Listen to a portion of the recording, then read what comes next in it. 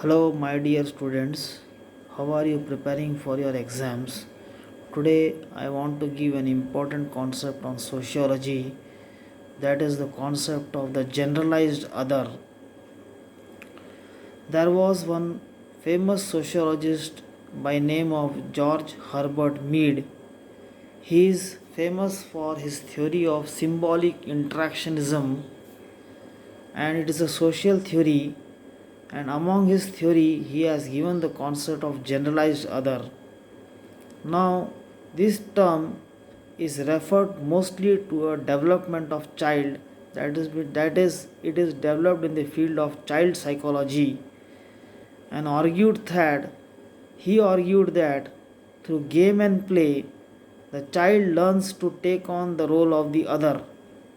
Over time, what happens when the child is growing up, he observes the other people around him and then visualizes the intentions and expectations of others and see himself in their roles and group of others. That is the viewpoint of the generalized other.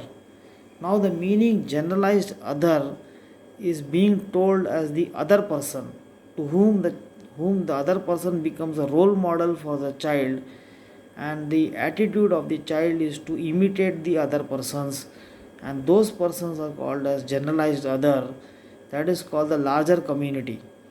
According to Mead, the generalized other is the vehicle by which we are linked to society.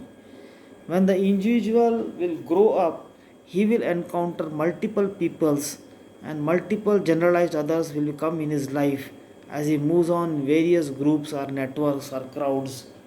So this is how the development of the child takes place. Though Herbert Mead was not a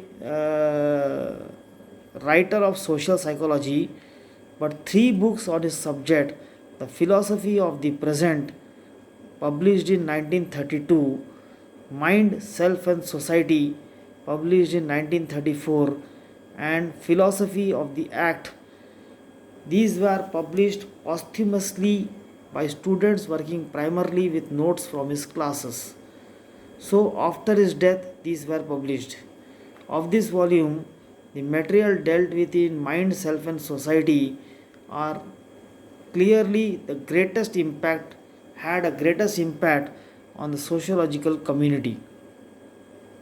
Generally, the famous theory of George Herbert Mead is the social interactionist theory, or the other name of that theory is symbolic interactionism.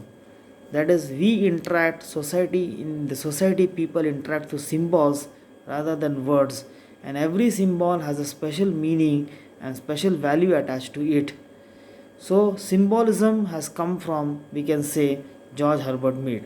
Thank you, students.